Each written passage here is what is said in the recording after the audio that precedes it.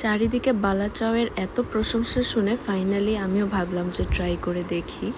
So এটার জন্য আমি তেমন কিছুই লাগবে না, জাস্ট কাঁচামরিচ, পেঁয়াজ, ধনিয়া পাতা এবং শুকনো মরিচ এবং লবণ দিয়ে আমি এটাকে যেহেতু মিক্স করব, সো আগে আমি শুকনো মরিচটা দিয়ে লবণ দিয়ে মিক্স করে দেন আস্তে আস্তে পেঁয়াজ এবং কাঁচামরিচ, ধনিয়া পাতা সব কিছু একসাথে মিক্স করব।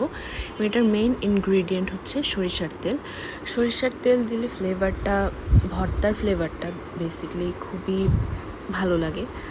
তো এরপরে সরিষার তেল দিয়ে এটাকে ভালো করে মিক্স করে নিলে আপনার বেস যে মশলাটা সেটাই রেডি। এর বাইরে আর কিছুই লাগবে না। এরপর আপনি বালা চাউটা অ্যাড করে দিয়ে দিতে পারবেন।